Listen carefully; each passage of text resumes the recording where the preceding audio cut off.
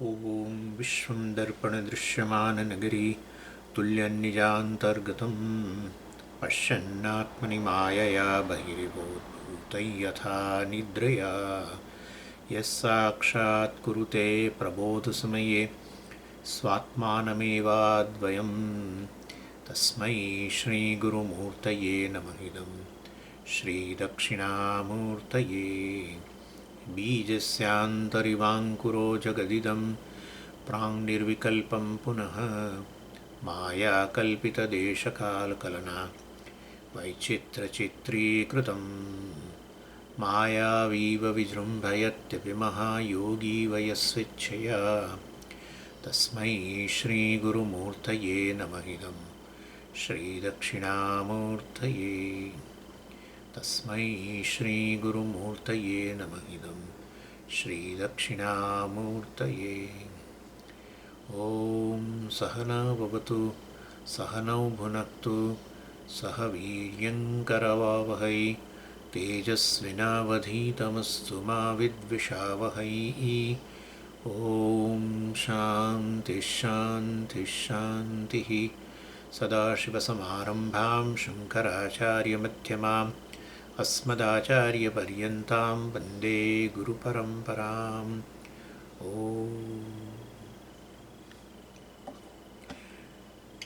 એટલે આ નિષ્ક્રમ સિદ્ધિના બીજા અધ્યાયમાં આત્મનાત્મ વિવેકમાં સુરેશ્વરાચાર્યજીએ સિદ્ધ કર્યું કે અહંકાર જે છે, અહંકાર એટલે આપણામાં એક વ્યક્તિનો જે ખ્યાલ છે, વ્યક્તિની ભાવના. અહમ એટલે કોણ? તરત જ આપણા મનમાં શું આવે? હું એક વ્યક્તિ, જીવ છું, વ્યક્તિ છું વગેરે. ઇન્ડિવિજ્યુઅલ કહીએ ને અંગ્રેજીમાં જેને. એટલે હું એક વ્યક્તિ છું, એ જે ખ્યાલ છે એને અહંકાર કહેવાય. અને આપણને તો એમ છે કે એનાથી આગળ કશું સાચું છે જ નહીં, હું એક વ્યક્તિ જ છું. એટલે અહંકાર વાસ્તવમાં અનાત્મા છે એ સિદ્ધ કર્યું. અને બહુ સિદ્ધ કર્યું તો આમ બહુ બધી સ્વામીજીએ તો બહુ બધી બુદ્ધિની માથાકૂટો કરીને કર્યું હશે, નહીં તો કંઈ સિદ્ધ ના થાય.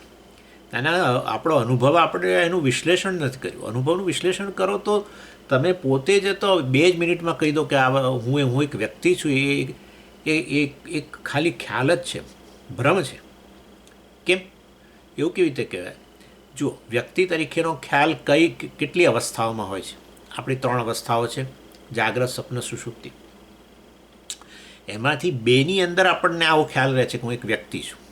ત્રીજામાં નથી રહેતો.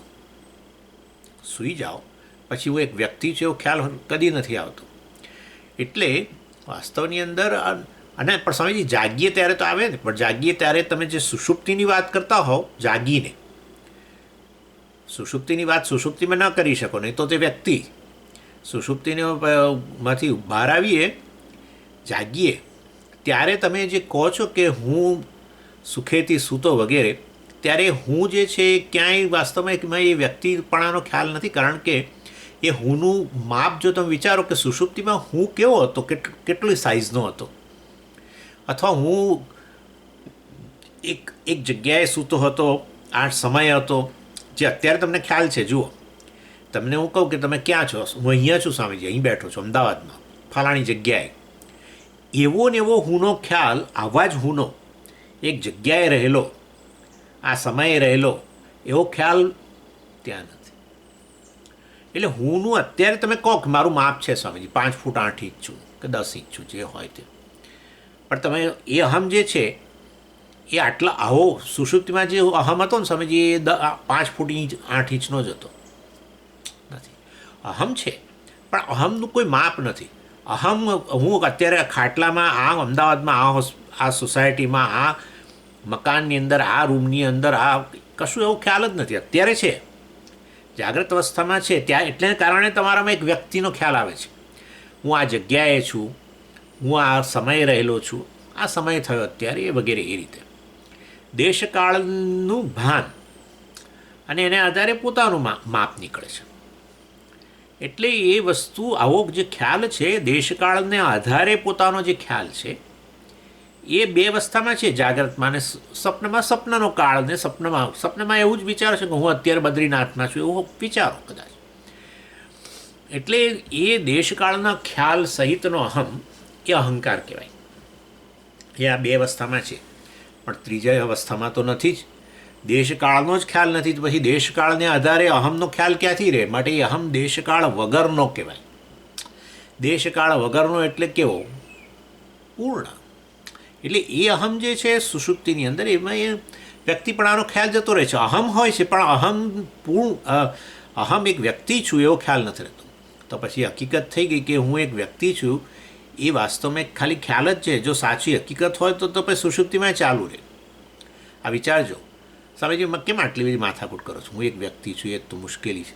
જો હું તો આટલે હદ સુધી કહું કે જો તમને અત્યારે જ આવું હોય કે સ્વામીજી હું એક વ્યક્તિ છું જ નહીં, હું એક ચૈતન્ય જ છું, એ વ્યક્તિ હવે કોઈ ક્લાસ ભરવાની જરૂર નથી. પતી ગયું, જીવનનું ધ્યેય સિદ્ધ થઈ ગયું. વ્યક્તિ છું ત્યારે બધો સંસાર આવે. દેશકાળને આધારે કેટલું ખબર છે તમને? બધો ભય એક વ્યક્તિ તરીકે, બીજી વ્યક્તિનો ભય, એક વ્યક્તિ તરીકે પરિસ્થિતિનો ભય, એક વ્યક્તિ તરીકે પ્રારબ્ધનો ભય, કર્મનો ભય. આ તો કર્મને તો એક આચાર્યએ વાલી સાથે સરખાવ્યો કે વાલી જેમ પેલા સુગ્રીવની પાછળ પડ્યો ને સુગ્રીવને થયું કે ક્યાંય જઈશ, ગમે ત્યાં જઈશ, વાલી મારી પાછળ પડવાનો છે. એક ખાલી એક જ જગ્યાએ એ નહીં આવી શકે, અને પેલો પર્વત ઋષભ. એવી રીતે કર્મ આપણી પાછળ જ પડેલા છે. જ્યાં જવું ત્યાં જાઓ. ઓસ્ટ્રેલિયા જઈને રહેવું તો ઓસ્ટ્રેલિયા જઈને રહો, ને ઇન્ડિયાના એક ખૂણામાં જઈને રહેવું તો ખૂણામાં જઈને રહો. જે કરવું એ કરો, કે દરિયાની અંદર જઈને રહો કે ઉપર આકાશમાં જઈને રહો, કર્મ તમારો પીછો ના છોડે. એક જ જગ્યા એવી છે કે જ્યાં કર્મનો પ્રવેશ નથી, અને એ છે સુષુપ્તિ. હા, સુષુપ્તિમાં હું છું, પણ કોઈ કર્મ હા, એટલે એ હું કેવો છું વાસ્તવની અંદર? વ્યક્તિ તરીકે કર્મો વગેરે હોય ને જીવને એની. એટલે કહેવા આચાર્ય બહુ સરસ રીતે સમજાવે છે. આટલી સુંદર ચર્ચા તો કોઈ જગ્યાએ નથી. મુખ્ય વિવેક જ આત્મા અહંકાર વિવેક છે, અને એમાં આપણને સ્પષ્ટતા ન હોય તો સંસારમાંથી મુક્ત ન થઈ શકીએ. આમ ખાલી એટલું કે આ દેહ હું નથી, ને આ હું નથી, ને તે હું નથી, એ બરાબર છે, પણ હું એક વ્યક્તિ છું એ ખ્યાલ છૂટતો જ નથી. એટલે વ્યક્તિ છું એ ખ્યાલ આપણો ચાલુ રહેવાને કારણે જ આપણે મર્યાદાઓ અનુભવીએ. વ્યક્તિને મર્યાદા હોય ને, જ્યારે અહમનો અનુભવ કેવો છે આપણે સુષુપ્તિમાં? મર્યાદા વગરનો છે. તો એનો અર્થ એવો થયો કે આ અહંકાર કે વ્યક્તિપણું એ ખાલી અધ્યારોપિત જ હતું જાગ્રત અને સપનાની અંદર, એ જતું રહ્યું સુષુપ્તિની અંદર. અને એટલે આત્મા જે છે એ અહંકાર જે છે અનાત્મા છે, અને આત્મા તો હંમેશા એક સ્વતંત્ર વસ્તુ છે જેનો કદી નાશ નથી થતો. કારણ કે એ તો જાગ્રત કાળે અહંકાર હતો ત્યારે હતો જ. આત્મા વગર વળી અહંકાર ક્યાંથી હોય? અહંકાર નું ચેતનપણું જ આત્માને કારણે છે. અહંકાર એટલે ચેતન બનતું મન, બીજું શું છે? બીજું શું? મન આપણું એકદમ લય પામી ગયું, બસ. તો પછી ક્યાં છે અહંકાર? સુષુપ્તિમાં લય પામી ગયું. એટલે કહેવાનો આશય છે કે હું એક ચૈતન્ય છું જે બધી અવસ્થાઓમાં રહેલો છું, અર્થાત કાળની ને દેશની બધી મર્યાદાઓથી પર છું. ખાલી એના પર આવી રીતે શરીર મન બુદ્ધિનો અધ્યારોપ કરીને જાગ્રત સપનાની અંદર, સપનામાં સપના શરીરનો અધ્યારોપ કરીને, જાગ્રતમાં જાગ્રત શરીર મન બુદ્ધિ પ્રાણનો અધ્યારોપ કરીને, ઇન્દ્રિયોનો અધ્યારોપ કરીને હું જાણે એક વ્યક્તિ છું એ પ્રકારનો ખ્યાલ સેવું છું.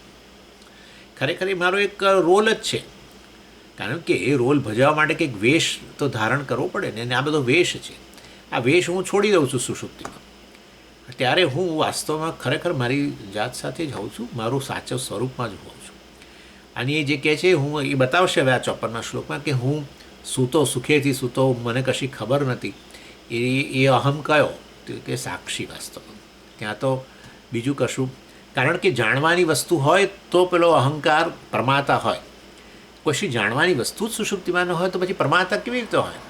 પ્રમાતા જે ત્યારે જ હોય, જાણનારો ત્યારે જ હોય. કોઈ જાણવાની વસ્તુ હોય તો, કોઈ શબ્દ હોય, કોઈ ધ્વનિ હોય તો સાંભળનારો હોય. ધ્વનિ જ ન હોય ને તમે કહો કે હું છતાં હું તો સાંભળનારો છું, આવું ના હોય. કશું જોવાનું હોય જ નહીં, સમજો કે હું જોઈ જ નથી શકતો, સમજો, અને છતાં હું કહું કે હું સ્વામીજી હું તો જોનારો છું, દ્રષ્ટા છું. અત્યારે ક્યાંથી? જોવાનો વિષય હોય તો તમે જોનારા, સાંભળવાનો વિષય હોય તો તમે સાંભળનારા, શ્રોતા વગેરે. પહેલાં દ્રષ્ટા, પણ આ બધું ન હોય તો પછી તમે દ્રષ્ટા શ્રોતા વગેરે પ્રમાતા કહી જ ન શકો. એ બધાનો અભાવ છે જ, દેશકાળ સહિત બધાનો અભાવ છે. ત્યાં બધા જ્ઞાનના વિષયોનો અભાવ છે, જાણવાની વસ્તુઓનો અભાવ છે. તો જાણનારોય નથી.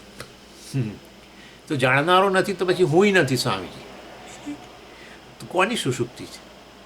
હા, જે સુવા ગયો તો કહે છે કે હું જ સુવા ગયો તો 9 વાગે રાત્રે, એ જ હું ઊભો થયો તો કોઈ નવો અહમ તો અત્યારે જાગ્યો નથી. વચ્ચે સુષુપ્તિમાં કશું અહમ નામની વસ્તુ જ નથી એવું. પણ એ અહમ વાસ્તવમાં વ્યક્તિના ખ્યાલથી મુક્ત એવો સાચો અહમ. એ સાચા અહમમાંથી જ એ સાચા અહમને કારણે જ પછી જાગ્રત પુરુષમાં અહમ આવે ને. દાખલા તરીકે એક્ટરમાં જે અહમપણું હોય તો પછી એ વેશ પહેર્યા પછી એ હજુ એ જ કહેવાનું છે કે હું ભિખારી છું. એ જ હું બોલે ને, બીજું કોણ બોલે? કયો હું? બહારનો હું તો આવવાનો નથી. સમજ્યા તમે? એ જે એક્ટર હતો, બરાબર છે, એક્ટર છે જ, હકીકત છે, એ જ વાસ્તવમાં વેશ પહેર્યા પછી હજુ કે હવે હું ભિખારી છું, મને તમે આ આપો ને તે આપો. ત્યારે એ અહમ કયો સ્વામીજી? વાસ્તવમાં એણે આ વેશની અંદર અહમ મૂક્યો, પણ ખરેખર તો એ સાચો અહમ છે જ ને ત્યાં. એના જેવી વસ્તુ છે. એટલે હું જ સાચો અહમ, એટલે કે આ ચૈતન્ય જે છે, આત્મા છે, સાક્ષી છે, એ જ જાગ્રત સપનાની અંદર આ વેશ પહેરીને પછી એમાં અહમપણું કરીને બધો વ્યવહાર કરું છું. પણ મને ખબર નથી, એટલે પછી વાસ્તવમાં વેશમાં અહમ જે છે એને હું સાચો અહમ કહી દઉં છું ને. એને લીધે પછી તકલીફ થાય. જેવી રીતે પેલા બિચારો કે હું તો સાચે સાચ ભિખારી છું, તો એને પછી લઈ જાય ને આ લોકો હોસ્પિટલમાં, પેલા ડાયરેક્ટરને બીજા બધાએ લઈ જાય. પેલા અભિનેત્રીએ કહે છે કે ભાઈ તારી જોડે અભિનય નથી કરવો મારે, તું તો કોઈ ગાળો વ્યક્તિ લાગુ છું. એના જેવી વસ્તુ છે. એટલે જ આપણે બધા મનુષ્યની સ્થિતિ જાગ્રત, ખાસ તો જાગ્રતમાં, સ્વપ્નમાં કહેવાય, પણ જાગ્રતની અંદર તો રીતસર એક ગાડી વ્યક્તિ હોય ને એવું જ છે. ઉન્મત્ત બનીને ફરે છે. તે વૈરાગ્ય શતકમાં યાદ છે એ કહ્યું, ઉન્મત્ત બનીને ફરે છે. આ જગતની અંદર બધા લોકો ઉન્મત્ત થઈ ગયા છે. એટલે ખરેખર વસ્તુ જોઈએ છે કશીક, અને એની શોધ કંઈક કરે છે ને એના માટે ઉધમ પછાડા કરે છે. બાપરે, કેટલા ઉધમ પછાડા કહેવાય કે જે કહેવાતું. એટલે એ કરે છે એમ કહેવાનું છે. ધમ પછાડા, ઉધમ પછાડા નહીં સમજી. ઓકે, ધમ પછાડા. ઓકે, એટલે જે એ ધમ પછાડા કરે છે. પ્રત્યેક મનુષ્યની સ્થિતિ ગાડા જેવી જ છે. એ સૂઈ જાય છે ને ત્યારે ડાયો હોય છે. એટલે આપણે ઘણીવાર તો લોકો ગાડા કરતા અત્યારે બીજા ગાડાઓ જ હોય, પણ પેલો વધારે ગાડો હતો. એટલે એને એ જ્યારે સૂઈ જાય ને ત્યારે કે હાશ નિરાશ થઈ હવે એવું છે. ખરેખર વિચારો તમે, આ વેદાંત જે વસ્તુની વાત કરે છે ને, એની તોલે આ જગતની કોઈ વસ્તુ આવી શકે એમ નથી. તમને કહું, કોઈ વસ્તુ નથી આવી શકે. એની ગંધ પણ નહીં આવે, એની નજીક પણ ના આવી શકે એવું વસ્તુ છે. એટલી બધી ગંભીર અને છતાંય જીવનનું પૂરેપૂરું રહસ્ય ઉકેલી નાખે આવી કોઈ વસ્તુ જ નથી. મને તો એ થાય છે કે વેદાંત શાસ્ત્ર વગર લોકો જે કેવી રીતે જીવન જીવે છે. એટલે પણ આજે મને આન્સર મળ્યો કે હા, જીવે છે, જેમ ગાડાઓ જીવે છે એવી રીતે જીવે છે. બરાબર છે. એનીવે, હવે પછી એમાં પૂરો પક્ષ ઊભો થયો. અહમ એટલે સાચો અહમ તો આ બરાબર હવે નક્કી થઈ ગયું ચૈતન્ય. અને પેલો અહંકાર એ તો વાસ્તવમાં ખાલી રોલ છે. પરંતુ પછી પૂર્વ પક્ષી કહે છે જો અહંકાર અનાત્મા જ હોય, અનાત્મા એટલે અવર જવર કરનારો, સાચો અહમ જે છે, સાચો આત્મા પેલો અવર જવર કરનારો અનાત્મા કહેવાય.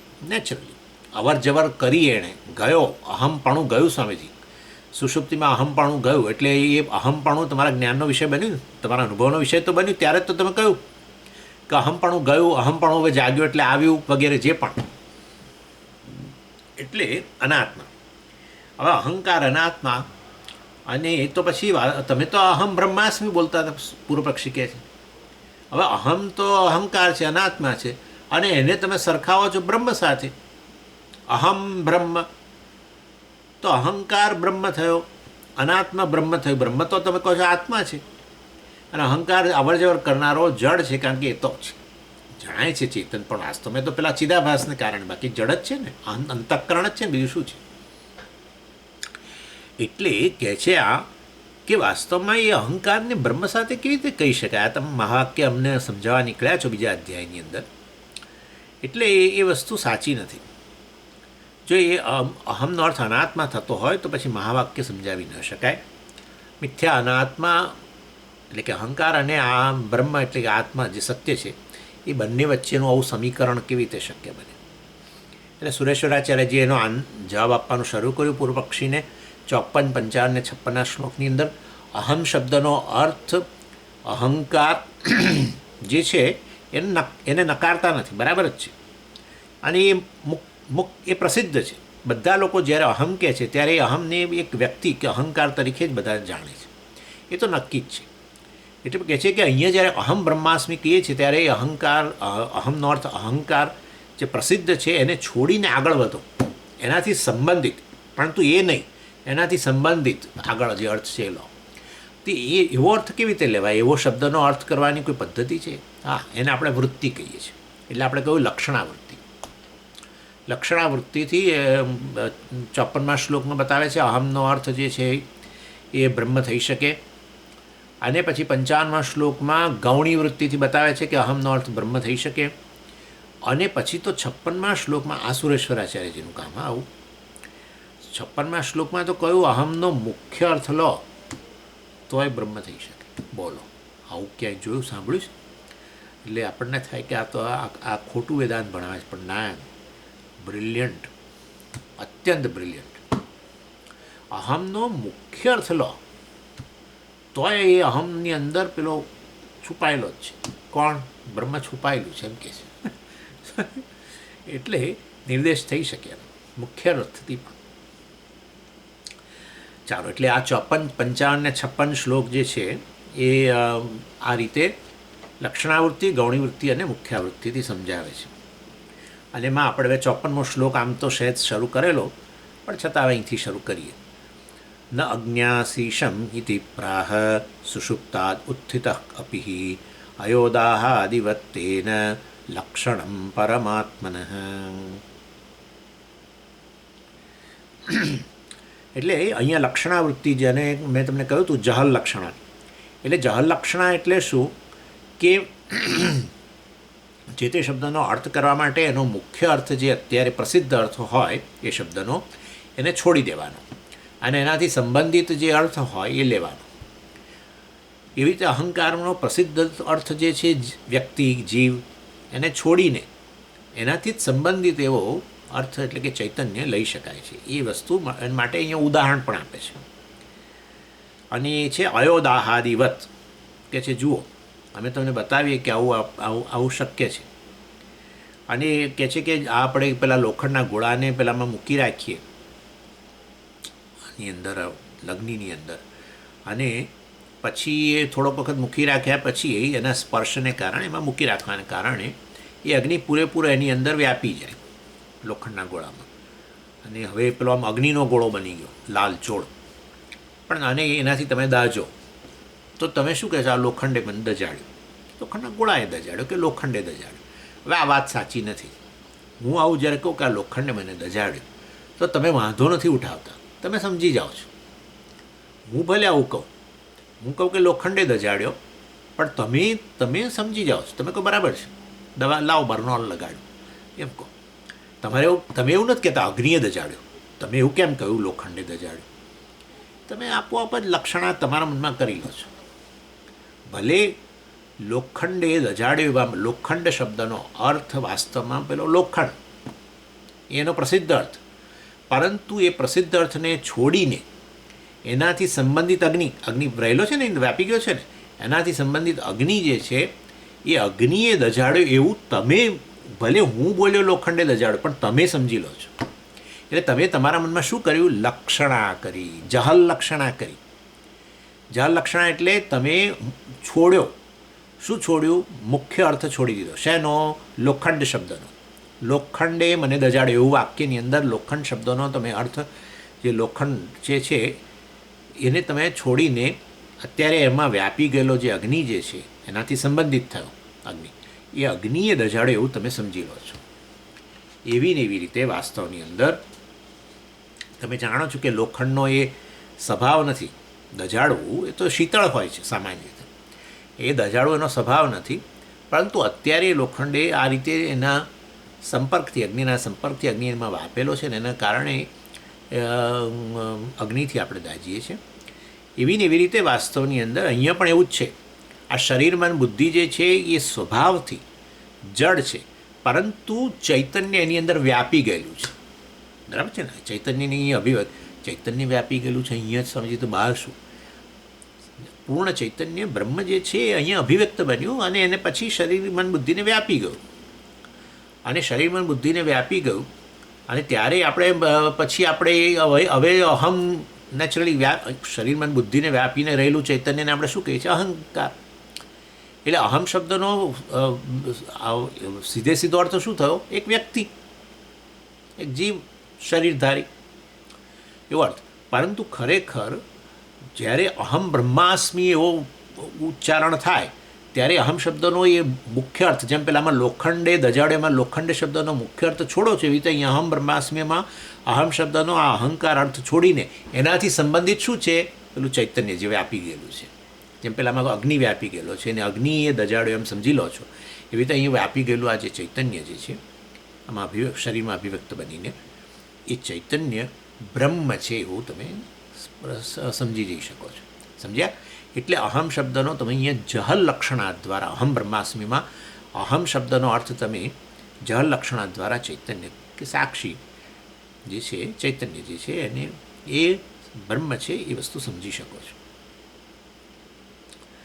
એટલે આ રીતે અહીંયા બહુ બહુ બ્રિલિયન્ટ ઉદાહરણ આપીને સમજાવે છે.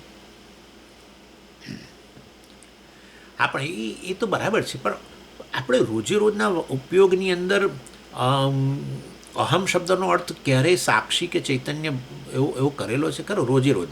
આ તો તમે સમજાવ્યું કે એમાં આ રીતે વ્યાપેલું ચૈતન્ય છે, જળ લક્ષણાથી એ બ્રહ્મ છે, એ બધું બરાબર છે. પણ અહમ શબ્દ જ્યારે હું વાપરું ત્યારે ક્યારેક તો હું સાક્ષી છું એવું તો કંઈક, જેમ અગ્નિએ દજાડ્યો એવું ક્યારેક તો બોલે જ ને લોકો. બરાબર ને? લોખંડે દજાડ્યો, લોખંડે દજાડ્યો, લોખંડે દજાડ્યો, આખી દુનિયા તો એવું નથી બોલતી. અગ્નિ દજાડે છે એવું બોલનારા તો છે જ. તો એવી રીતે ક્યારેક તો પછી અહમ શબ્દનો દરેક વખતે લક્ષણા જ કર્યા કરવાની.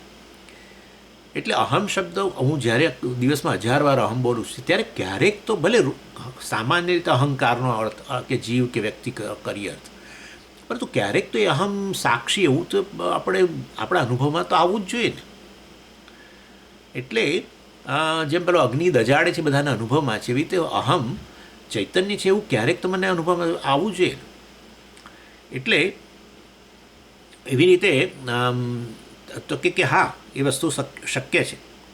એટલે અહમને અહમ શબ્દનો અર્થ શરીર મન બુદ્ધિને છોડીને કેવળ ચૈતન્ય એવો કરીએ છીએ ખરા આપણે રોજે રોજના ઉપયોગમાં. આચાર્ય કહે છે જરૂર કરીએ છીએ. એટલે કે તમે જ્યારે ઊંઘીને ઉઠો ત્યારે તમે કહો છો કે હું સુખેથી સૂતો અને હું કશું જાણતો નહોતો, તો એમાં અહમ શબ્દનો અર્થ શું છે? સુષુપ્તિમાં રહેલો અહમ બોલ્યા તમે શું? હું સુખેથી સૂતો. એટલે તમે કયા અહમને અત્યારે રિફર કરી રહ્યા છો? શેને કયા અહમની વાત કરી રહ્યા છો? સુષુપ્તિમાં રહેલા હું સુખેથી સૂતો હતો અને હું કશું સુષુપ્તિમાં જાણતો નહોતો. તો એ અહમની વાત તમે કરો છો અત્યારે. તો એ અહમ જે છે એ સુષુપ્તિના સંદર્ભમાં એ અહમનો અર્થ શું થાય એ કહો. જાગ્રત કાળે તો હું એમ કરીને બોલો ત્યારે વ્યક્તિની જ વાત આવે, સ્વાભાવિક છે. પણ પેલો સુષુપ્તિમાં રહેલા અહમની જ્યારે વાત કરો છો તમે હવે અત્યારે જાગીને, ત્યારે એ અહમ જે છે એ કેવો હતો એ કહો. એ અહમ છે વાસ્તવમાં એક જગ્યાએ રહેલો કે આવો વાસ્તવની અંદર એક જગ્યાએ રહેલો વગેરે એ પ્રકારનો આપણે એનો અર્થ કરતા નથી. અને અર્થાત એવો આપણો અનુભવ જ નથી. અને એનું કારણ એટલું જ છે કારણ કે આપણો શરીર મન બુદ્ધિ સાથેનું આપણું તાદાત્મ્ય છૂટી ગયેલું છે, અને એને કારણે હું એક દેશમાં રહેલો છું એ સભાનતા આપણી નથી રહેતી. એટલે અહમ છે પણ શરીર મન બુદ્ધિનું તાદાત્મ્ય છૂટી ગયું છે. જાગ્રત કાળે શરીર મન બુદ્ધિમાં તાદાત્મ્ય છે, માટે હું અત્યારે અહીંયા આશ્રમમાં બેઠો છું, આ રૂમમાં બેઠો છું અને અત્યારે આ સમય થયો છે વગેરે વગેરે દેશકાળ સહિતનો અહમ આવી જાય છે જેવો શરીર મન બુદ્ધિમાં તાદાત્મ્ય થાય છે એની સાથે. અને શરીર મન બુદ્ધિનું તાદાત્મ્ય ત્યાં છૂટી ગયેલું છે અને છતાંય અહમ રહેલો છે. એટલે અહમ વાસ્તવમાં શરીર મન બુદ્ધિથી વ્યતિરિક્ત છે, વિલક્ષણ છે, નક્કી થઈ ગયો. અને આપણો અનુભવ પણ છે કે અહમ જે છે ત્યારે એને દેશકાળની સભાનતા નથી હોતી. હું અત્યારે હું રાતના 3 વાગ્યા છે અને હું અત્યારે અહીંયા ગાઢ ઊંઘમાં છું. આ બેડ ઉપર આ પથારીમાં અહીંયા સૂતો છું અને અત્યારે રાતના 3 વાગ્યા છે એવો પ્રકારનો અહમની સભાનતા નથી. લોકલાઇઝ જેને કહેવાય, એક જગ્યાએ રહેલો, દેશમાં મર્યાદિત એમ, એક દેશમાં મર્યાદિત, એક કાળે મર્યાદિત એવો અહમની ત્યાં સભાનતા નથી. તો એ અહમ વાસ્તવમાં દેશકાળની મર્યાદાથી પર છે. એ અહમ જે છે એ વાસ્તવની અંદર એ શરીર મન બુદ્ધિથી ની સભાનતા પણ નથી. એટલે એ અહમ વાસ્તવમાં શરીર મન બુદ્ધિથી વ્યતિરિક્ત, દેશકાળમાં અમર્યાદિત અને એવો અહમનો તમે અનુભવ કરો છો. એ અહમ જ સાક્ષી છે. હા, એ સાક્ષી જ સાક્ષીથી જ પેલું અજ્ઞાન પ્રકાશે છે. હા, કયું અજ્ઞાન? સુષુપ્તિમાં શું હું કશું જાણતો નહોતો, અજ્ઞાનનો અનુભવ થયો. તો અજ્ઞાન કારણ શરીરનો પણ એ સાક્ષી છે, કારણ શરીરથી પણ વ્યતિરિક્ત છે. ચાલો એની એટલે અહંકાર, અહમ નોટ સામાન્ય રીતે અહંકાર કરીએ છીએ, પરંતુ આવું આપણે કહેતા હોય છે કે સુષુપ્તિમાં હું સુખેથી સૂતો, મને કશું ખબર નથી, આ તે બધું. અને એ અહમમાં કોઈ તમે મર્યાદા જોતા નથી, કોઈ ડાયમેન્શન જોતા નથી. અત્યારે અહમની વાત કરો ને તમને આપોઆપ જ તમારા મનની અંદર એક ડાયમેન્શન આવી જાય છે કે આટલો છું, ખુરશીમાં સમાયેલો છું, ખુરશીમાં નથી સમજી, ખુરશીમાં સમાતો નથી. હવે તો એટલું બધું વજન વધી ગયું છે કે અત્યારે બેઠો જ ખુરશીમાં પણ સમાઈ નથી શકતો. એટલે અહમનું તમે એક જગ્યાએની મર્યાદા, દેશની મર્યાદા વાળો તમે જુઓ છો. મારું ડાયમેન્શન વધી ગયું છે, હવે વધારે પડતું ઘી અને બધું મીઠાઈઓ ખાઈને મારું ડાયમેન્શન વધી ગયું છે એવું તમારા મનમાં સ્પષ્ટ છે અત્યારે. એવું અહમની ત્યાં ડાયમેન્શન લેસ સ્થિતિ છે. સમજી ગયા તમે? અને માટે એ તો પૂર્ણ બ્રહ્મની સ્થિતિ. માટે અહંકાર, અહમ શબ્દનો અર્થ જરૂર અહંકારને છોડીને આપણે ચૈતન્ય લઈ શકીએ છીએ, પૂર્ણ ચૈતન્ય લઈ શકીએ છીએ, જે બ્રહ્મ છે. માટે અહમ બ્રહ્માસ્મિ શક્ય છે એમ કહેવાનો આશય છે.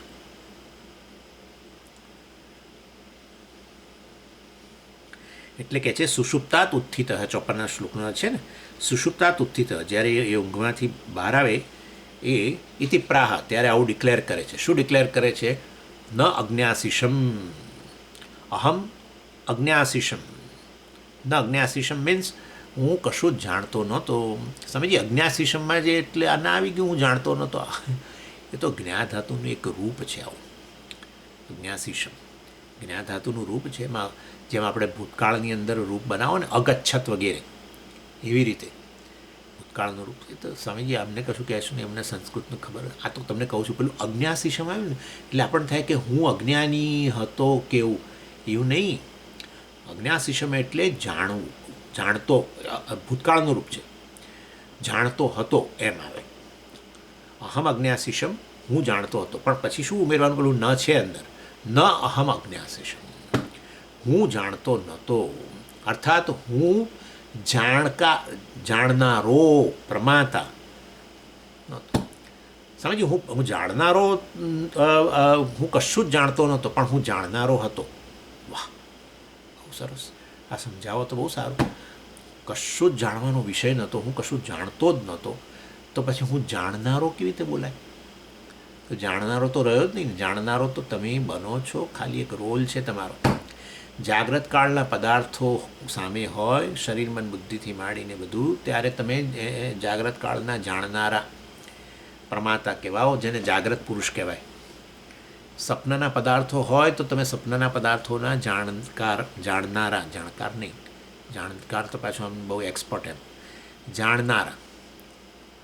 પણ કશું જ જાણતો નહોતો એવું બોલો ને, છતાં એવું કહું કે હું જાણનારો છું. જાણનારો ત્યારે જ હોય જ્યારે અંતઃકરણ હોય. અંતઃકરણ વગર જાણનારો ન હોય. ચાલો, એટલે આ રીતે જે છે લય પામી જાય ત્યારે અહમ જે છે વાસ્તવમાં સાક્ષી, ને સાક્ષી જે કંઈ ભાષે પછી સુષુપ્તિમાં અનુભવ જે થાય એ બધો સાક્ષીથી અનુભવ થાય. સાક્ષી છે બટ અલા ભાઈ, પેલો જાણનારો એ બધી વસ્તુનો અનુભવ કરે છે જાગ્રત કાળે કે સપના કાળે, કારણ કે મૂળ તો પેલો બેઠેલો છે ને સાક્ષી. એના વગર ક્યાંથી? એ તો આપણે દૃશ્ય વિવેકમાં જોઈ ગયા. જાગ્રત કાળે દ્રષ્ટા બધું જગતનો અનુભવ કરે છે. અરે પણ એ દ્રષ્ટાપણું જ વાસ્તવમાં કોને કારણે આવ્યું છે? આત્માને કારણે.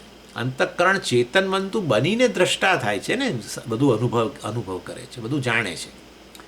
સ્વપ્ન કાળે એ સ્વપ્નના પદાર્થોને એ રીતે જાણે, પરંતુ વાસ્તવની અંદર એ અંતઃકરણ લય પામી જાય પછી પેલો જાણનારો દ્રષ્ટા હવે ન રહ્યો, ત્યારે વાસ્તવમાં સાક્ષીથી જ બધું પ્રકાશિત થાય છે. સુષુપ્તિમાં જે પ્રકાશે છે બધું સાક્ષીથી પ્રકાશે. શું પ્રકાશે છે? હું સુખેથી સૂતો એટલે હું એ સાક્ષી કેવો છે, સુખ સ્વરૂપ છે, નક્કી થઈ ગયું. બરાબર છે. તમારાથી અન્ય કંઈ પણ વસ્તુ હોય ને તો આ વસ્તુ ન બોલાય કે હું સુખેથી સૂતો, અથવા હું સુખ સ્વરૂપ છે એવું ન બોલાય. હું સુખેથી સૂતો તો બરાબર છે, અનુભવ છે, પણ તમારાથી અન્ય કંઈ પણ હોય તો એ વસ્તુ તમારા સુખનું કારણ બની શકે છે. સુષુપ્તિમાં કંઈ પણ તમારાથી અન્ય હોય તો છે જ નહીં, તમારાથી અન્ય કશું છે જ નહીં. જો તમારાથી અન્ય હોય તો તમે એના જાણનારાય બન્યા, તો જાણનારો હાજર છે, ત્યાં પ્રમાતા હાજર છે, એવું એ થઈ ગયું. અને જો પ્રમાતા હાજર હોય તો પછી વાસ્તવમાં તમે એક કાળે અત્યારે અહીંયા પથારીમાં છું અને આ સમય થયો છે એવી સભાનતા હોય. બરાબર છે? તમને ખ્યાલ આવે છે હું શું કહું છું તમને? આઈ હોપ કે તમે સમજતા હશો. આ બહુ જ આ જ મુખ્ય વિવેક છે. આ મુખ્ય વિવેક છે, એટલું સમજી જજો. સંસારની નિવૃત્તિ આ પરમાતૃત્વની નિવૃત્તિ, જીવની નિવૃત્તિ, અહંકારની નિવૃત્તિથી થાય. કારણ કે હું પ્રમાતા છું, જીવ છું, વ્યક્તિ છું, ત્યારે પછી એનો અર્થ એવો થયો કે હું એક બહુ મર્યાદિત વ્યક્તિ છું અને મર્યાદા આપણને ચાલે છે. મર્યાદા બધી આવી જાય, એમાં કર્મનીય મર્યાદા આવી જાય, પુણ્ય પાપને આને તેને ફલાણું ઢીકણું સંબંધો ના આને બધું કેટલું આવે. સુષુપ્તિમાં બધામાંથી મુક્ત બની જાઓ છો અને અહમ હાજર છે ત્યાં. એટલે એનો અર્થ એવો થયો જાગ્રત સ્વપ્નની અંદર આ બધો આપણે કેવળ અધ્યારોપ કરીને, વાસ્તવમાં અધ્યારોપ છે એ નથી ખબર. રજ્જુ પર સર્પનો અધ્યારોપ કર્યો છે, પરંતુ એ અધ્યારોપ કર્યો છે નથી ખબર, માટે એ વાસ્તવમાં સાચો સાપ માની લો છો, એવું એવી સ્થિતિ છે. હું જાગ્રત પુરુષ છું એ સાચે સાચ માનીએ છીએ. ભલે ખાલી થોડા કલાકો માટે જ હોય છે, પછી તમે જાગ્રત પુરુષે નથી રહેતા તોય આપણને વિચાર નથી આવતો કે આ સત્ય ન હોય, જે તો જતું રહ્યું. હવે એ અહમ તો પેલા સ્વપ્ન પુરુષ કહે છે પોતાની જાતને, તો પેલો ખાલી વેશ જ હતો, પણ એવો વિચાર નથી આવતો. વિધાનની મદદથી જ્યારે આ બધું વિશ્લેષણ કરીએ ત્યારે જ ખબર પડે. ચાલો, એટલે આ અંતઃકરણ વગેરે લય પામી ગયો છે, પ્રમાતા લય પામી ગયો છે, અને ત્યારે રહેલો અહમ છે એ ચૈતન્ય સ્વરૂપ છે, અને એને માટે આપણે અહમ શબ્દ વાપરીએ છીએ. સુષુપ્તિમાં રહે પણ અહમ રહેલો છે, એના માટે અહમ શબ્દ વાપરીએ છીએ, અને એ ચૈતન્યનો નિર્દેશ કરે છે. માટે આ આપણો રોજનો અનુભવ છે કે અહમનો અર્થ હંમેશ માટે અહંકાર જ કરતા હોઈએ એવું નથી. જો હંમેશ માટે કરીએ તો પછી મતલબ ત્રણેય અવસ્થામાં કરીએ તો પછી હું એનાથી અન્ય છું એવું કહી જ ના શકાય, કારણ કે એ સત્ય બનવું જોઈએ. પરંતુ આવો સાક્ષી માટે પ્રયોગ આપણે કરીએ જ છીએ સુષુપ્તિમાં. તેના આ કારણે અહમ પરમાત્મન લક્ષણમ, એટલે અહમ શબ્દ પરમાત્મન લક્ષણમ ભવતી, આમ કરીને ઉમેરવાનું. અહમ શબ્દ જે છે એ પરમાત્માનું લક્ષણ છે, બ્રહ્મનું લક્ષણ. લક્ષણાથી કર્યું ને આપણે, લક્ષણાવૃત્તિથી, અને પછી અનુભવમાં બતાવ્યું, પરંતુ આપણે એ વસ્તુ આપણે સમજ્યા લક્ષણાવૃત્તિથી.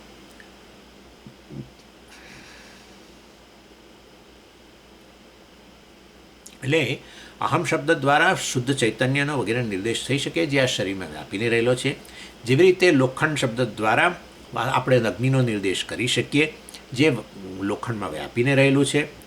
અને એ રીતે જ્યારે અયહ દહતી, લોખંડ એ બાળ્યો મને, લોખંડ બાળે છે એવું જ્યારે કહું છું, ત્યારે વાસ્તવમાં પેલું આપણે લોખંડનો પાર્ટ કાઢી નાખીને એમાં પેલો વ્યાપેલો કેવળ અગ્નિ જે છે એ અગ્નિ લઈ લઈએ છીએ આપણા મનની અંદર લક્ષણાવૃત્તિ દ્વારા. એવી રીતે આ અહમ બ્રહ્માસ્મિમાં આપણે અહંકાર એટલે કે આ શરીર મન બુદ્ધિમાં સહિતનું જે ચૈતન્ય છે, એમાંથી શરીર મન બુદ્ધિ ને બાકાત કરીને એમાં વ્યાપેલું જે ચૈતન્ય છે, એ ચૈતન્ય શુદ્ધ ચૈતન્ય જેનું માપ જ ન રહ્યું. માપ ત્યારે જ આવે જ્યારે કોઈક ડાયમેન્શનવાળી વસ્તુ સાથે તમે તાદાત્મ્ય થાય. એ શરીર મન બુદ્ધિનું ડાયમેન્શન છે, પરંતુ હવે એમાં વ્યાપેલું ચૈતન્ય જે છે એ વાસ્તુ તમે આ જ વિચારો ને, અગ્નિનો કોઈ વિશેષ આકાર ન હોય. હા, અગ્નિનો એક વિશેષ આકાર છે એવું નહીં કહી શકો. અગ્નિ ગોળ છે સ્વામીજી, હંમેશા અગ્નિ છે ને ગોળ આકારનો હોય કે ચોરસ આકારનો હોય, લંબચોરસ આકારનો હોય. અગ્નિનો કોઈ વિશેષ આકાર નથી, પરંતુ એ લોખંડમાં વ્યાપે ત્યારે જાણે કે એક વિશેષ આકારવાળું બની જાય. એવી રીતે આ ચૈતન્ય જે છે સ્વરૂપથી એ કોઈ આકાર વગરનો છે, નિરાકાર. માટે અનંત થઈ ગયો ને. આકાર હોય તો પછી મર્યાદા આવે દેશની. એવો નિરાકાર અહમ વાસ્તવમાં કેવો છે, જ્યારે શરીરમાં બુદ્ધિમાં વ્યાપે ત્યારે પછી આ અહંકાર રૂપે જણાય, જીવ રૂપે જણાય. એટલે આપણે અહંકાર અહમ શબ્દમાંથી એ શરીરમાં બુદ્ધિને દૂર કરીને શુદ્ધ ચૈતન્ય જે છે, જે એનાથી સંબંધિત છે, એમાં વ્યાપેલો છે, એ શુદ્ધ ચૈતન્ય બ્રહ્મ છે એવો અર્થ કરવો જોઈએ લક્ષણાવૃત્તિથી. ચાલો, અને જહતી લક્ષણા કહેવાય. હવે સુરેશ્વરાચાર્યજી કહે છે કે ચાલો જહતી લક્ષણા તમને ના સમજણ પડે તો હું તમને બીજી લક્ષણાથી સમજાવું, અને એ છે ગૌણી લક્ષણા. એમાં આપણે આ બધું આપણે વ્યવહારમાં જ વાપરીએ છીએ. આ બધા ખાલી નામ જ અત્યારે જાણીએ છીએ, બાકી આ બધું આપણે કરીએ જ છે. હવે આ ઉદાહરણ તમે જાણો જ છો. અને આ સુષુપ્તિમાંથી બહાર આવી ત્યારે હું સુખેથી સૂતો બોલનારા આપણે છીએ જ, પણ એ અહમ કયો છે આપણને ખબર નથી, સમજો. અને આ ઉદાહરણ પણ છે કે મને આ લોખંડે બાળ્યો, એ એવું બોલે, પણ આપ સામેની વ્યક્તિ સમજી જઈ શકે છે લક્ષણા કરીને. એટલે લક્ષણા શબ્દ ના ખબર હોય, જહતી લક્ષણા ને બધું, પરંતુ કરે તો છે જ. મેં તમને બધા બહુ ઉદાહરણ આપ્યા, પેલું રેસ્ટોરન્ટ બધાના. હવે દર વખતે ના અપાય, પછી બસ આવે છે ને એવું બધું બોલીએ છીએ, કેટલું બધું બોલીએ છીએ, અને એમાં આપોઆપ લક્ષણા જ કરી લઈએ છીએ. ચાલો, હવે 55મો શ્લોક. એમાં ગૌણી વૃત્તિ. પ્રત્યક્ત્વાત અતિ સૂક્ષ્મત્વાત આત્મદ્રષ્ટિનુશીલનાત અતો વૃત્તિ વિહાય અન્યા હિ અહમ વૃત્ત્યા ઉપલક્ષ્યતે. પ્રત્યક્ત્વાત અતિ સૂક્ષ્મત્વાત આત્મદૃષ્ટ્યનુશીલનાત અતો વૃત્તિર્વિહાયાન્યા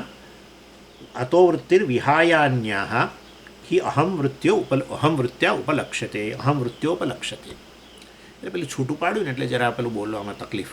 છૂટું પાડો એટલે પછી પેલું મીટરમાં જાણે બેસશે નહીં, વચ્ચે ગેપ પડવા માંડે. એટલે એનીવે, એટલે સુરેશ્વરાચાર્યજી હવે અહમ બ્રહ્માસ્મિમાં અહમનું અર્થઘટન જે છે એ બીજી રીતે સમજાવે કે જો અહમ શબ્દને ગૌણી વૃત્તિ દ્વારા પણ એ અહંકાર જે છે એને બદલે આપણે એને ચૈતન્ય અર્થ કરીએ, અને ચૈતન્ય બ્રહ્મ હું ચૈતન્ય બ્રહ્મ છું, એ તો વસ્તુ બરાબર બેસી જાય છે. એટલે એ કહે છે કે જુઓ, એના માટે તમને ઉદાહરણ આપું. શું? હવે એ તો ઉદાહરણ તો હવે આપણે જાણીતું જ છે. સિંહો માણવક. આ માણવક એટલે પોતાનો દીકરો, એનું નામ માણવક રાખ્યું. આપણે હવે કોઈ બીજું નામ તમે આપી શકો. આ પરેશ, મારો પરેશ આમ કહે છે, આવું કહે છે લોકો. મારો પરેશ તો છે ને સિંહ છે, સિંહ છે. ગુજરાતીમાં તો સિંહ કે ના બોલે ને. મારો પરેશ તો સિંહ છે, સિંહ. જાણે સુઈ બહાર બધું કેટલાને બધાને પર વિજય પ્રાપ્ત કરીને આવ્યો હોય એમ કે મારો દીકરો તો સિંહ છે, એવું કહેતા હોય. તો મારો પરેશ તો સિંહ છે એમ કે. તો આ વસ્તુઓ શું? એટલે પરેશ જન્મ્યો, તમે એના મા બાપ છો, અને તમારા કુખેથી આ સિંહ નામનું પ્રાણી જન્મે છે. આવું ક્યાં? મનુષ્યની કુખમાંથી સિંહ નામનું પ્રાણી જન્મે? જેવું હોય તો તમે આ દુનિયાનું પહેલું ઉદાહરણ ગિનિસ બુકમાં નામ આવશે કે મનુષ્યના ગર્ભમાંથી સિંહ જન્મ્યો. કારણ કે પેલા ભાઈ કે બેન બોલે છે આ મારો સિંહ છે, મારો પરેશ તો સિંહ છે. તો એનો અર્થ કે હવે શું કરવાનું? એટલે જ્યારે સિંહ કહ્યું ત્યારે સિંહ આ વસ્તુને સરખાવવી પડશે ને. હવે દીકરો સિંહ, અહીંયા અહમ બ્રહ્મની જેમ અહીંયા આમ સરખાવાનું જ પહેલાં. એટલે દીકરો સિંહ છે એટલે આપણે પહેલાં કહેવું પડે ભાઈ સિંહ શબ્દનો જે સામાન્ય અર્થ થતો હોય, પેલો કેશવાળીવાળો, 4 પગવાળો, માંસ ખાનારો, એ સિંહ શબ્દનો એ અર્થ કાઢીને એ નહીં લેવાનો. એ અન્ય સાથે ક્યાં દીકરા સાથે સરખાવાય? એ તો પેલો તો મનુષ્ય શરીર ધરાવે છે, અને વળી પાછું પેલાને તો કેટલી કેશવાળી છે, અને તો હજુ માથા પર એ વાળ નથી આવ્યા બરાબર, અથવા આવ્યા હોય તો જતા રહ્યા છે, જે હોય તે. એટલે અને વાસ્તવની અંદર પેલો તો ગર્જના કરે છે. ગર્જના કરે ત્યારે આખું ચારે બાજુ આખી સોસાયટીમાં સિંહ આવ્યો હોય અને એક ગર્જના કરે તો કરફ્યુ આપોઆપ થઈ જાય, આખા બધે સંભળાઈ જાય. જ્યારે આ દીકરો તો ગમે એટલી મોટેથી બૂમ પાડે છે તો મમ્મી નથી સાંભળી શકતી. તો એટલે કોઈ રીતે વાસ્તવની અંદર સિંહ શબ્દનો જે વાચ્યાર્થ છે, મુખ્ય અર્થ છે કે પ્રસિદ્ધ અર્થ છે, એ દ્રષ્ટિએ એને અહમ સાથે, દીકરા સાથે, દીકરા સાથે ન સરખાવી શકાય. એટલે તોય આવું કે ત્યારે કે મારો દીકરો તો સિંહ છે એવું કે ત્યારે પહેલાં જે સાંભળનારા છે ને એ કોઈ દિવસ વિરોધ નથી કરતા. તમારા દીકરાએ માંસ ખાવાનું ક્યાંથી શરૂ કર્યું? તમારા દીકરાએ શિકાર કરવાનું ક્યાંથી શરૂ કર્યું? દીકરાની કેશવાળી મને નથી દેખાતી, તમને દેખાય? આવું બધું કશું કહેતા નથી. જો આવું જે પૂછે ને, દીકરો મારો સિંહ છે એમ કે, અને સામેવાળા જો આવું બધું પ્રશ્ન કરવા માંડે ને, તો તમે કહો કે જરાક હવે તમે કંઈક બદામ ખાવાનું શરૂ કરો વગેરે વગેરે. હા, બદામ ખાવાનું શરૂ કરો, નહીં તો કંઈક ગાયત્રી ઉપાસના કરો, અથવા ભગવાનને મેધા સૂક્તમ વગેરે કરો, કંઈક કરો. કારણ કે લાગતું નથી તો અહીંયા હોય કશું, ખાલી લાગે છે ઉપલો માળ એમ કે. હા, એટલી પ્લીઝ અન્ડરસ્ટેન્ડ, હું તમને આજે કહી રહ્યો છું આ ગૌણી વૃત્તિ વગેરે બધું તમે સમજો જ છો. જ્યારે કહ્યું કે મારો દીકરો સિંહ છે, ત્યારે પેલી સામેની વ્યક્તિ સમજી જાય છે. કઈ રીતે સમજે છે? દીકરાને સિંહનું ઇક્વેશન કેવી રીતે સમજે છે? બોલો. ઓહો, સ્વામીજી વેદાંત શાસ્ત્ર ભણે છે, એને ગૌણી વૃત્તિ નામની વસ્તુ ખબર છે. ક્યાં વાત છે! આખી દુનિયા સમજી જાય છે આવું બોલે ત્યારે. અંગ્રેજીમાં અહીંયા અમેરિકાની અંદર જુદી રીતે કે માય ચાઇલ્ડ ઇઝ લાયન. એના પરથી તો પેલી લાયન્સ ક્લબ આવી છે. લાયન્સ ક્લબ કોની ક્લબ છે? સિંહોની ક્લબ નથી. લાયન્સ ક્લબ મનુષ્યોની ક્લબ છે. યા, મનુષ્યની ક્લબ છે. અને પ્રત્યેક મનુષ્ય ત્યાં લાયન એ લોકો નામ આપે. ફંક્શન હોય ને ત્યારે પછી lion so and so, lion Arvindbhai Sheth, lion પરેશભાઈ ફલાણા, એમ એટલે એવી રીતે. આ પરેશભાઈ ક્યાંથી નામ યાદ હોય મને ખબર નથી, આ એક્ઝામ્પલ છે. તો એટલે આ રીતે વાસ્તવની અંદર તમે આ બધા લાયન્સ ક્લબની અંદર છે બધા મનુષ્ય. પેલા તરી રહ્યા છે સ્વિમિંગ પુલમાં તે, અને પેલા રેસ્ટોરન્ટમાં ત્યાં ક્લબમાં બેઠેલા બધા રેસ્ટોરન્ટમાં બેઠેલા બધા મનુષ્ય છે. કોઈ સિંહો બેઠેલા નથી ચાર પગવાળા આમ કરી ત્યાં. પણ તમે આવો પ્રશ્ન જ નથી કરતા કે આ બધાને લાયન કેવી રીતે કહેવાય. બરાબર છે ને? એનો અર્થ કે તમે એ વ્યક્તિ અને લાયન વચ્ચે કોઈક રીતે સામ્ય લાવો છો અને સમજી જાઓ છો. ક્ષનું સામ્ય? ગુણોનું સામ્ય. ગુણોનું સામ્ય. દીકરો સિંહ છે એમ કહ્યું ત્યારે તમે આપોઆપ જ સમજી ગયા. દીકરો સિંહનું શરીર વગેરેનો તમે બાજુએ રાખીને, એનો મુખ્ય અર્થને બાજુએ રાખીને સિંહના ગુણો દીકરામાં છે એવું એ રીતે તમે સમજી ગયા. સિંહના કયા ગુણો? હિંમત, બરાબર ને, અને મેજેસ્ટી. ઘણીવાર એ તો છે જ. સિંહ ઊભો હોય ને ખાલી જંગલની અંદર ક્યાંય, એ જે રીતે ઊભો હોય અને જે રીતે એનો દેખાવ જ આમ વિકરાળ નહીં, પણ એમ લાગે તમને કંઈક મેજેસ્ટિક છે. મેજેસ્ટિક એટલે આમ ગૌરવશાળી લાગે એકદમ.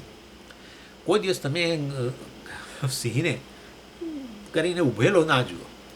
હા, કોઈ દિવસ નહીં.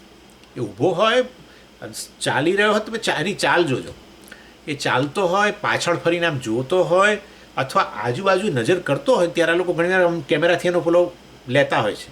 તમે જોજો એની ચાલમાં કે એની આ રીતે જે નજર નાખે છે એની અંદર એક એનો દેખાવ માત્રથી તમે સમજી શકો કે આ કેવો ગૌરવશાળી છે. અને ઓફકોર્સ એની હિંમતને આ તે બધું, એટલે નોન ફિયરલેસનેસ, એની અભયતા વગેરે. એવી ને એવી રીતે વાસ્તવમાં મારા દીકરામાં આ ગુણો છે. એ દ્રષ્ટિએ હું કહું છું દીકરો સિંહ છે. એટલે ગુણોનું સામ્ય તમે જુઓ છો અને એ રીતે બેને સરખાવો છો. નહીં કે મુખ્ય અર્થમાં તો વાસ્તવમાં દીકરો એક મનુષ્ય છે અને સિંહ જે છે એ સિંહ શરીરવાળો છે. દેખાવે જુદા છે, બધું જુદું છે. ગુણોનું સામ્ય છે. એને ગૌણી વૃત્તિથી આ તમે ઇક્વેશન બેસાડો છો. એવું ને એવું અહીંયા છે અહમ બ્રહ્માસ્મિની અંદર પણ. તો પછી અહમ અને બ્રહ્મ, અહંકાર અને બ્રહ્મ વચ્ચે વાસ્તવમાં કંઈ કયા ગુણોનું સામ્ય લો? જેમ સિંહ અને માણવક વચ્ચે, કે સિંહ અને દીકરાની વચ્ચે, સિંહ અને પેલા પરેશ વચ્ચે મારો દીકરો જે પણ, એની વચ્ચે સામ્ય છે ગુણોની રીતે. તો હવે અહીંયા અહમ બ્રહ્માસ્મિ એમ કહીએ ત્યારે કેવી રીતે સમજવું? લો, અમારે તો તરત સમજી જવું છે. તો એ અહમ અને બ્રહ્મ વચ્ચે કયા ગુણોનું સામ્ય લો? અહમનો જે મુખ્યાર્થ ન લઈ શકાય એ તો પેલો જીવ. બ્રહ્મ તો વાસ્તવમાં અનંત છે અને આ તો એક દેશકાળમાં મર્યાદિત અલ્પ જ્ઞાન, અલ્પ શક્તિવાળો પેલો તો સમગ્ર જગતનું કારણ બની શકે બ્રહ્મ છે, અનંત છે. ચાલો, અનંત ચૈતન્ય છે વગેરે વગેરે. એટલે મુખ્ય અર્થમાં તો બંને વચ્ચે સામ્ય નથી, પરંતુ આ રીતે ગૌણી વૃત્તિથી કરવા માટે કયા ગુણોનું સામ્ય છે કહો? એટલે આચાર્ય લિસ્ટ આપે છે. જુઓ, પ્રત્યક્ત્વાત. અહંકાર જે છે એ પણ વાસ્તવમાં બધાનું વિષયીકરણ કરે છે. એ સૌથી અંદર રહેલો છે. મેં તમને કહ્યું છે પ્રત્યેક એટલે સૌથી અંદર એટલે જે જે જે જેનું વિષયકરણ, જેને જ્ઞાનનો વિષય ન બનાવી શકે પણ એને જેના દ્વારા જ્ઞાનનો વિષય બધું બને. સામાન્ય રીતે અહંકાર દ્વારા છેવટે શેનાથી બધું આ બધા જ્ઞાનના વિષયો જગત છે, જગતને તમે શેનાથી જાણો છો? અહંકારથી જ જાણો છો. પ્રમાતા બની જાગ્રતની અંદર, સ્વપ્નની અંદર. એટલે અહંકારની અંદર શું રહેલું છે? બીજા બધા વિષયો જેને આપણે જેને બહિર્મુખ કહીએ અથવા જેને બહાર રહેલા કહીએ, એની સરખામણીમાં આ અહંકાર કેવો છે? અંદર રહેલો છે. આત્મા પણ ને આપણે શું કહીએ છીએ? પ્રત્યેક આત્મા જ કહીએ છીએ. આત્મા તો વળી સૌથી અંદર રહેલો છે. સૌથી અંદર એટલે તમે આમ પાછું સ્થાનની રીતે નહીં, એટલે હું તરત કહી દઉં છું. આત્માને જ્ઞાનનો વિષય ન બનાવી શકાય, પણ આત્માને કારણે બધું જ્ઞાનનો વિષય બને છે. સમજી ગયા? આ રીતે પ્રત્યક્ષત્વાત બંનેમાં પેલું અંતરપણ, અંદર રહેલા પણ એ બંનેમાં સમાન છે. ક્ષમા અહંકાર અને બ્રહ્મની અંદર. બીજું અતિ સૂક્ષ્મત્વાત. આ બધું છે એની અંદર જ છે. અતિ સૂક્ષ્મત્વાત આત્મા અને અંતઃકરણ કે અહંકાર જે છે બંને અત્યંત સૂક્ષ્મ છે. બંને અત્યંત સૂક્ષ્મ એટલે શું? બંને ઇન્દ્રિયનો વિષય નથી. અહંકાર એ ઇન્દ્રિયનો વિષય નથી, સમજો. અને અહંકાર અંતઃકરણનો વિષય નથી. આટલે એક કેટલાક વેદાંતિઓ હોય ને આવો પ્રશ્ન કરે, અને પ્રશ્ન કરીને એવા રાજી થાય, બરાબર રાજી થાય. શું પ્રશ્ન કરે ખબર છે? એ લોકો કે સમજી મનને મનથી જાણી શકાય કે બોલો છે ને? આપણે તમે નથી પૂછ્યું, મને એટલું બહુ સારું છે, એ તો મારે ગલ્લા તલ્લા કરવા પડે. એટલે મનને મનથી જાણી શકાય કે કેમ? તમે કહો છો મનથી ઇન્દ્રિયો જણાય ને, ઇન્દ્રિયોથી દ્વારા પછી છેવટે જગત જણાય. ખાલી ઇન્દ્રિયોથી જગત ના જણાય. મન તો એની પાછળ જોઈએ જ. આંખને કશુંક જોવું હોય તો મન એની પાછળ જોઈએ. મન બીજી જગ્યાએ હોય તો આંખ ખુલ્લી હોય, પેલા વસ્તુની સામે હોય તો એ ના દેખાય સામે. એવી રીતે કશું પેલું સંભળાય નહીં, મન એની પાછળ ના હોય તો. એટલે બરાબર છે, મન બધાનું વિષયીકરણ કરે, મન બધાને જાણે, ઇન્દ્રિયોને જાણે, શરીરને જાણી શકે, બધા પાછળ મન તો છે. ભૂખ તરસને જાણે, આને જાણે, તેને જાણે, સુખ દુઃખ આ તે બધું જાણે. તો અમે તો કહીએ છીએ કે મનને જાણે કે નહીં. મનથી બધું જ જણાય તો મનથી મન પણ જાણે.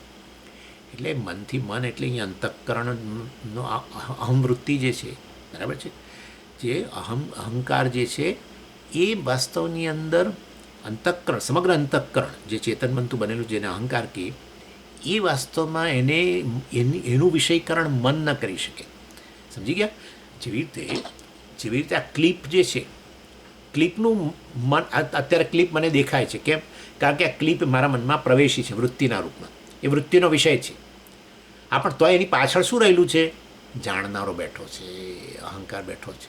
એ અહંકારને મન વિષય ન બનાવી શકે. હવે સમજ્યા તમે? જેવી રીતે અન્ય વિષય બનાવ્યો, એવી રીતે જ્યારે અન્ય વિષય બનાવ્યો ત્યારે પેલો વિષય પ્રમાતા છે જ, નહીં તો કેવી રીતે બને?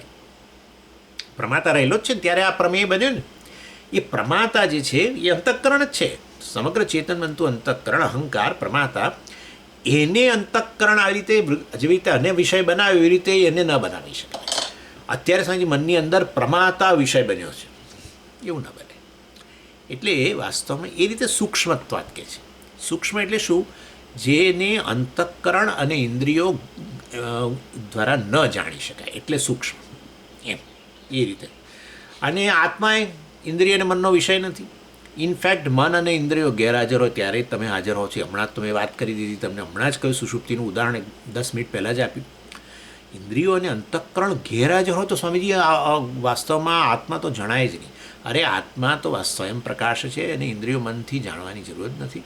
સુષુપ્તિમાં હું રહેલો જ હતો એ મને ખબર હતી. સુષુપ્તિમાં હું રહેલો છું એવું જ્ઞાન મને ત્યારે ઇન્દ્રિયો અને મનથી હતું જ નહીં.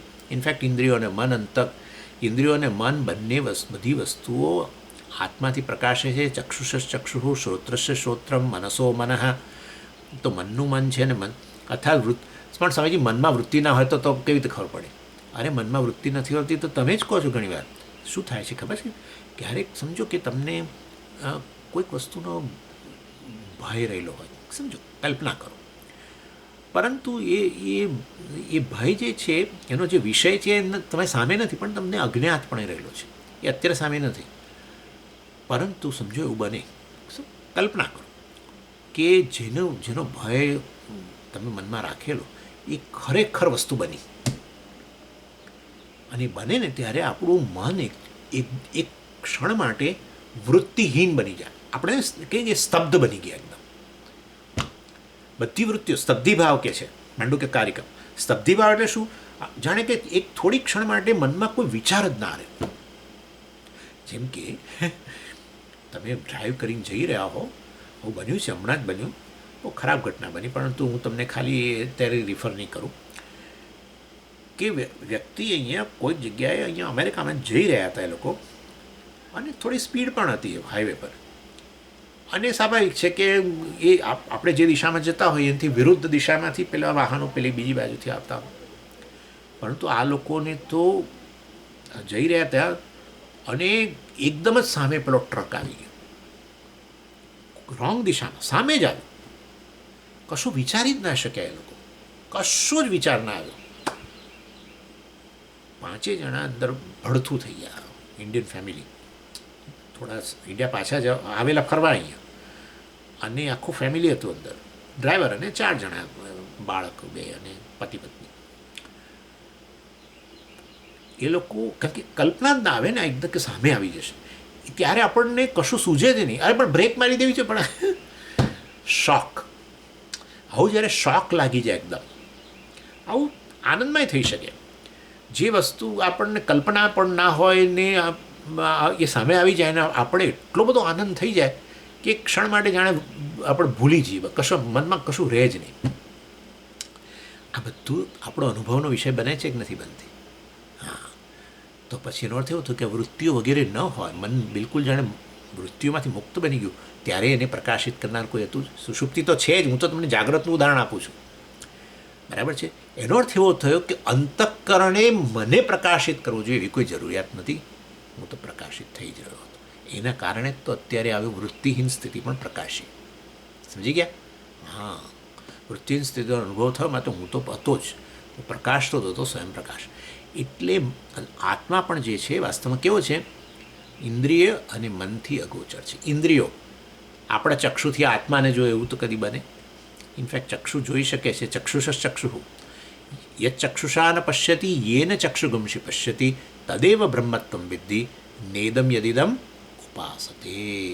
યત ચક્ષુષા ન પશ્યતિ, જેને ચક્ષુ વડે જોઈ ન શકાય, યેન ચક્ષુગુંષી પશ્યતિ, પણ જેને કારણે ચક્ષુ જોઈ શકે છે. ચક્ષુ જોઈ શકે છે, ચક્ષુ અનુભવ કરે છે, તો ચક્ષુ ચેતન હોવા જોઈએ.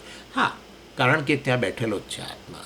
જે આત્મા જે શરીરમાં મન બુદ્ધિ અને ઇન્દ્રિયો બધામાં વ્યાપીને બેઠેલો છે, એ આત્મા વાસ્તવમાં એની સન્નિધિને કારણે ચક્ષુ શું બની જાય છે? ચેતન બનતા બનીને એ રંગરૂપના અનુભવ કરે છે.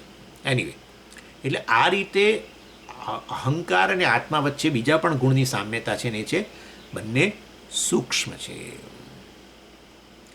એટલા માટે તો વાસ્તવમાં વૈજ્ઞાનિકો જે છે એ લોકો આ અંતઃકરણનો જે છે એ સ્વીકાર નથી કરતા, કારણ કે સૂક્ષ્મ છે. એટલે એ લોકો તો કે ભાઈ આ બ્રેઇન જ છે, અમે તો એને જોઈએ છે, અને બ્રેઇનના અમારે બીજી એના બ્રેઇનના ફંક્શન બધા, આપણું મગજ એ તો સ્થૂળ શરીરનો જ ભાગ છે ને, અને એના એ વસ્તુ વાસ્તવની અંદર એ ડેડ બની જાય છે અને વ્યક્તિ મૃત્યુ પામે વગેરે, એ બધું અમે સ્વીકારીએ. પણ એ બ્રેઇન મગજની અંદર પાછું સૂક્ષ્મ આવું અંતઃકરણ વગેરે ત્યાં રહીને કામ કરનારું અમે તો એ સ્વીકારતા નથી. એટલે આપણે કહીએ છીએ ભાઈ અંતઃકરણ અને બ્રેઇન બે જુદી વસ્તુ છે. અંતઃકરણ સૂક્ષ્મ શરીરનો ભાગ છે, આ બ્રેઇન મગજ વગેરે છે એ સ્થૂળ શરીરનો ભાગ છે. એ સ્થૂળ શરીર એ ગોલકો છે, એની બેસીને અંદર રહીને આ કામ કરતા હોય છે. એનાથી વિલક્ષણ છે સૂક્ષ્મ શરીર સ્થૂળ શરીર કરતાં, અને એ રીતે આપણે સમજાવીએ, પરંતુ એ લોકો ન સ્વીકારે. કેમ નથી સ્વીકારતા? કારણ કે એના ક્યારેય દર્શન નથી થતા. સૂક્ષ્મ શરીર મૃત્યુકાળે આ સ્થૂળ શરીર છોડીને જાય છે, તો કે બતાવો, ચલો અમે સારામાં સારા ઇન્સ્ટ્રુમેન્ટ લાવીને મૂકીએ છીએ, એ વ્યક્તિ હજુ મૃત્યુ નથી પામે, બરાબર, અમે એને બધી રીતે ઓબ્ઝર્વ કરીશું. અને જો એ મગજ મન જે છે, અંતઃકરણ જે છે, એટલે કે સૂક્ષ્મ શરીર જો જઈ રહ્યું હોય તો અમે પકડી પાડીશું. ગમે એવું મૂકો ને તમે, સૂક્ષ્મ દર્શક યંત્ર જે મૂકવું હોય મૂકો, સૂક્ષ્મ દર્શક, સૂક્ષ્મ વસ્તુનું નિરીક્ષણ કરનારું ગમે એવું લાઈન મૂકો તો એ નહીં દેખાય. અતિ સૂક્ષ્મત્વાદ વાસ્તવની અંદર એ અંતઃકરણ, તમે તો અહંકારની વાત કરતા હતા, તો બીજું શું થાય? અંતઃકરણ એટલે શું? અહંકાર. અંતઃકરણ એટલે અહંકાર. ચેતનવંતુ ચિદાભાસ સહિતનું અંતઃકરણ એને તો અહંકાર કરો. એટલે વાસ્તવની અંદર મન જે છે એ ક્યારેય આ રીતે દર્શનનો વિષય નથી બનતો, અહંકાર નથી બનતો, એટલે એ સૂક્ષ્મ થઈ ગયું. અને આત્મા તો છે જ સૂક્ષ્મ, કારણ કે એનું એ તો બધા એને કારણે બધાનું વિષયીકરણ થાય, બધાનું જ્ઞાનના વિષય બને, એનું નથી. અને પછી ત્રીજું છેલ્લે કહે છે આત્મદૃષ્ટિ અનુશીલનાત. વાસ્તવમાં બંને છે કેવા છે? આત્મદૃષ્ટિ અનુશીલનાત. અનુશીલનમ એટલે ઇમિટેશન, રિઝેમ્બલન્સ આપણે કહીએ ને, આમ જાણે બંને એકબીજાની કોપી કરવા નીકળ્યા હોય. એમાં એક તો નથી કોપી કરતું બિચારું, એ તો બ્રહ્મ છે, પરમાત્મા છે, સ્વે મહિમની તિષ્ઠતી. પણ બીજાને એમ થયું કે મને મહિમા મારો જણાવવો જોઈએ. આવું હોય છે. એટલે એકનો મહિમા બહુ ગવાતો હોય ને, આવું આટલે તો આપણા છોકરાઓ આવું બધું કરે છે. જે પેલો હીરો હોય ને, એક્ટ્રેસ જે હોય તે, એનો એટલો બધો નામ કમાઈ લીધું હોય, એટલો બધો હોય, અને આ વ્યક્તિ થોડો ઘણો દેખાવમાં, થોડો ઘણો એના જેવો હોય, ઘણી વાર એવું બધું હોય છે કે થોડો ઘણો દેખાવમાં હોય, તો એ શું કરે ખબર છે? હવે જાણે પોતે પેલો સાચો અમિતાભ બચ્ચન છે એવું બતાવવા માટે પછી એના જેવા ડ્રેસ પહેરે, એના જેવું બધું, અને જાણે પોતે જ અમિતાભ બચ્ચન. એવું કંઈક વચ્ચે યુટ્યુબમાં આવ્યું હતું કે હતો એ પેલો ડુપ્લિકેટ અમિતાભ બચ્ચન, પણ એણે એવી રીતે બધું આમ એના જે પેલાના જેવી છટાઓ ને બધો એવો ડ્રેસ પહેરીને કહ્યું, બધા લોકો માની ગયા કે આ જ અમિતાભ બચ્ચન છે. અને એને એટલા બધા આમ પેલા કરવા માંડ્યા. પછી બહુ પ્રામાણિક હતો, એણે કહ્યું કે હું દેખાઉં છું થોડા, પણ હું ખરેખર એવો નથી. આનું નામ અનુશીલનમ. અનુશીલનમ એટલે એના જેવી કોપી કરવી, કહીએ ને આપણે, કોપી કરવી, ઇમિટેશન. એટલે આત્મદૃષ્ટિ અનુશીલના. એકમાં તો આત્મદૃષ્ટિ એ તો એક ચૈતન્ય જ છે, પણ અહંકાર પણ શું છે? ચેતનવંતો છે. શેને કારણે? ચિદાભાસને કારણે. ચિદાભાસ શેને કારણે? આત્માને કારણે. એટલે એ તો ઉછીનો છે એની પાસે તો, પણ એ પાછું જાણે ચેતન. આત્મા એ નિત્ય દ્રષ્ટા, તો અહંકાર કહે છે હું દ્રષ્ટા. જાગ્રતની અંદર કોને તમે કહો છો દ્રષ્ટા? અહંકારને જ કહો છો. એટલે આ રીતે ગુણોનું સામ્ય થયું, સમજ્યા? ચૈતન્યનું, ચેતનતાનું સામ્ય થયું. અતઃ અન્યાવૃત્તિ વિહાય, અને માટે બીજી બધી આ પ્રકારની કોમન કેરેક્ટરિસ્ટિક્સના લીધે બીજા બધા પ્રકારની વૃત્તિઓ, થોટ્સ, એને વિહાય, એને એમાંથી મુક્ત બનીને અહમવૃત્તિ, અહમ શબ્દેન ચ, અને અહમ શબ્દ દ્વારા શેનો નિર્દેશ થાય છે? ઉપલક્ષ્યતે, આત્માનો નિર્દેશ થાય છે.